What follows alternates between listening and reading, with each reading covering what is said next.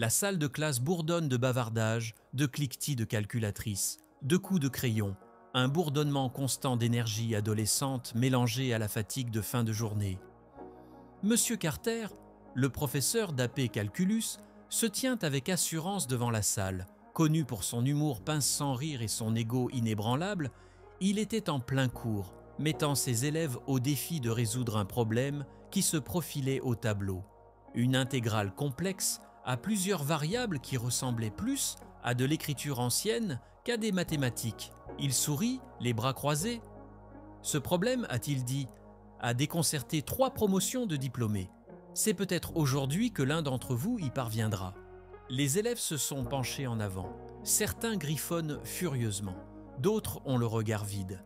Les chuchotements emplissent l'étalaire. Puis la porte s'est ouverte en grinçant. Ruth Jenkins entra, poussant discrètement son seau à vadrouille. Elle se déplaçait au rythme d'une personne habituée à être invisible, présente mais inaperçue. Elle portait un uniforme gris délavé et ses cheveux argentés étaient attachés. Son pas est régulier, son regard bienveillant. Pour la plupart des élèves, elle était simplement la concierge. Ils ne lui demandaient en honte jamais son nom. Peu d'entre eux lui disent même bonjour. Monsieur Carter se tourne vers elle avec un sourire moqueur. Ruth, un timing parfait. Il brandit la craie. Peut-être aimeriez-vous essayer celui-ci ? Un éclat de rire parcourt la salle. Les téléphones s'envolent discrètement. Certains élèves ricanent. D'autres s'échangent des coups d'œil écarquillés. C'était une blague, n'est-ce pas ? Ruth marque une pause. Elle regarde le tableau, puis Monsieur Carter. Puis, lentement, elle s'est dirigée vers l'avant de la classe. Quelque chose a bougé dans l'air. Elle prit la craie sans un mot, la main ferme. Elle a regardé l'équation. Elle ne s'est pas contentée de jeter un coup d'œil. Elle l'a étudiée, comme un vieil ami qu'elle n'avait pas vu depuis des années. Ses yeux se rétrécirent. Son deux s'est redressé. Les élèves se turent. Ligne par ligne, Ruth commença à résoudre le problème.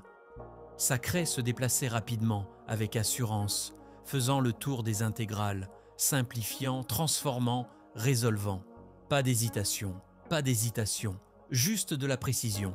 Ce n'était pas juste correct, c'était élégant. Les élèves ont regardé fixement, les mâchoires se décrochant lentement. Le sourire de M. Carter s'efface. Ses bras retombent le long du corps. Ce dont ils étaient témoins n'était pas de la chance, c'était de la maîtrise. Lorsqu'elle eut terminé, Ruth recula. Elle n'a pas dit un mot, elle n'en avait pas besoin. Le tableau parlait pour elle. M. Carter cligna des yeux, retrouvant enfin sa voix. « Je ne savais pas que vous pouviez. » Ruth la regardait avec un calme plus profond que n'importe quelle réprimande. « Beaucoup de gens ne savent pas de quoi les autres sont capables, Monsieur Carter, » dit-elle doucement, jusqu'à ce qu'il cesse de supposer. Et puis, comme ça, elle lui a tendu la craie, a ramassé sa serpillière et est retournée à son travail. Pas d'applaudissements, pas d'acclamations, juste un silence stupéfait et respectueux. Ce soir-là, l'histoire s'est répandue comme une traînée de poudre. Au matin, tous les élèves de l'école l'avaient entendue. À l'heure du déjeuner, elle était sur les réseaux sociaux. Le concierge résout un problème mathématique impossible. Une photo de Ruth debout près du tableau a fait le tour de l'Internet. Dos à la classe, l'équation complète derrière elle. Mais Ruth n'a pas changé. Elle a continué à passer la serpillière dans les couloirs, vider les poubelles, essuyer les bacs à craie. Seulement maintenant, lorsqu'elle passait, les élèves lui adressaient un signe de tête respectueux. Certains lui disaient « Ah bonjour ». Quelques-uns lui ont même demandé son nom. Monsieur Carter a changé lui aussi. Il a commencé à traiter chaque élève et chaque personne avec plus de curiosité, plus d'attention. Il cherchait moins à obtenir des réponses qu'à raconter des histoires. Un jour, il a trouvé Ruth dans le placard à fournitures en train de ranger des produits de nettoyage. « Ruth, dit-il doucement, puis-je vous demander, pourquoi êtes-vous ici ? Pourquoi travailler à la conciergerie alors que vous pourriez être… n'importe où ?» Ruth sourit. Il était fatigué mais chaleureux. « La vie ne se résume pas toujours à l'endroit où l'on pourrait être, » dit-elle. « Parfois, il s'agit de savoir où l'on a besoin de vous, là où vous pouvez faire la différence, même si personne ne le voit. » Monsieur Carter acquiesce. Il n'a pas insisté davantage. Certaines réponses à ses annonces se suffisent à elles-mêmes. À partir de ce jour, Ruth Jenkins a été l'objet d'un respect tranquille. Elle est devenue plus qu'une concierge. Elle était la preuve que l'intelligence peut porter une salopette, que la sagesse n'a pas besoin d'un podium, et que parfois, les personnes les plus extraordinaires sont celles que personne ne remarque, jusqu'au moment où elles le font. Ruth a haussé un sourcil mais n'a rien dit. Les excuses, bien qu'inattendues, n'étaient pas nécessaires. Elle avait pardonné à M. Carter dès qu'elle avait résolu l'équation. Mais là, c'était différent.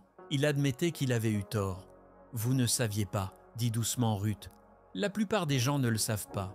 Mais cela ne veut pas dire que je n'en avais pas la capacité. Cela signifie simplement que je l'ai caché. » M. Carter acquiesça, ses mots se posant lourdement. « J'ai enseigné pendant des années et j'ai toujours pensé que j'étais la plus intelligente de la salle. Mais vous m'avez appris quelque chose dont je ne savais pas que j'avais besoin. Parfois, les esprits les plus brillants sont ceux que l'on néglige. » Ruth sourit doucement. « Nous avons tous nos chemins. Le mien m'a conduit ici. Cela ne veut pas dire que je n'ai rien à offrir. » Pendant un instant, M. Carter l'a regardé, non pas comme un concierge, mais comme une égale. Il se racle la gorge. « Je tiens à ce que les choses se passent dans bien. Je parlerai pour vous. Vous méritez plus que cela. » Elle n'a pas bronché. Elle n'a jamais eu besoin de reconnaissance. Mais ces mots lui ont semblé être une victoire discrète. « Merci, Monsieur Carter, dit-elle. Mais je suis exactement là où je dois être. » Il resta silencieux, puis partit. Ruth retourna à sa serpillière, marchant dans les couloirs avec une confiance tranquille. Elle avait prouvé que personne n'est vraiment invisible et que la brillance ne porte pas toujours un titre. Les semaines passent. Les chuchotements n'ont pas cessé. Au contraire, ils se sont amplifiés. Les élèves, les professeurs, ont commencé à la voir sous un nouveau jour. Un changement silencieux s'est opéré au sein du lycée Jefferson, déclenché non pas par des déclarations fracassantes, mais par la présence, l'humilité et la vérité. Un matin, le proviseur Davis s'est approché d'elle à la cafétéria. « Ruth, dit-il, j'ai entendu des choses. J'ai entendu des choses sur vous. Les élèves vous considèrent comme un génie. Honnêtement, je pense qu'ils ont raison. » Elle acquiesce calmement. « Je ne fais que mon travail. » Il l'étudia. « J'ai appris des choses sur votre passé. Vous étiez sur la bonne voie pour devenir mathématicienne? Je ne le savais pas. » « La plupart des gens ne le savent pas, » a-t-elle répondu. « La vie nous mène dans des directions inattendues. » Après une pause, il a poursuivi. « Nous avons un poste à pourvoir au département des mathématiques. Tutorat, mentorat, quelque chose de modeste pour commencer. J'aimerais vous l'offrir. » Une lueur de vieux rêves s'éleva dans son esprit. Des tableaux, des équations, des yeux enthousiastes. Mais elle secoua doucement la tête. « J'apprécie, c'est vrai. Mais c'est mon chemin maintenant. J'y ai trouvé la paix. » Le directeur Davis a hoché la tête. « Sachez que vous êtes adjoint. Vous êtes toujours la bienvenue. » Et Ruth retourna à son travail, plus du tout invisible. Quelques mois plus tard, elle était devenue plus qu'une concierge. Elle était un symbole, d'une brillance cachée, d'une force tranquille, d'une grandeur inattendue. Un après-midi, elle entendit deux élèves chuchoter avec admiration. « Vous avez entendu parler de Madame Jenkins ? Elle a résolu un problème de calcul fou. Elle aurait pu être professeure ?» Ruth sourit faiblement. Il la voyait maintenant. Mais surtout, elle n'avait pas besoin qu'il la voie. Elle avait déjà accepté qui elle était. Puis vint l'appel. « Ruth, dit le principal Davis, on nous a demandé de participer à une initiative du district, des exemples de réussite dans la vie réelle. Je vous ai recommandé de prendre la parole. » Elle hésite. Elle n'avait jamais voulu être sous les feux de la rampe. Mais peut-être, juste peut-être, que c'était pour quelqu'un d'autre. « Je ne suis pas sûre d'être la bonne personne, dit-elle. »« Vous l'êtes, insiste-t-il. Vous avez montré à tout le monde à quoi ressemble le vrai succès. Ce n'est pas une question de titre. Il s'agit d'être fidèle à ce que l'on est. » Elle se souvient du changement d'expression des élèves, des questions dans leurs yeux. « Je vais le faire, » a-t-elle dit. Pour eux.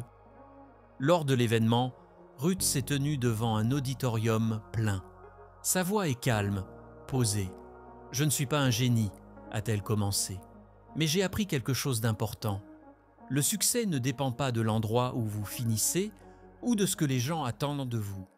Il s'agit de trouver la paix avec ce que l'on est, quel que soit le chemin emprunté. » Un silence suivit ces paroles, un silence profond et réfléchi. Et dans ce silence, Ruth a su qu'elle avait laissé sa marque, non pas en étant la plus bruyante, mais en étant la version la plus authentique d'elle-même. En quittant la scène, elle a souri. Elle avait toujours été suffisante.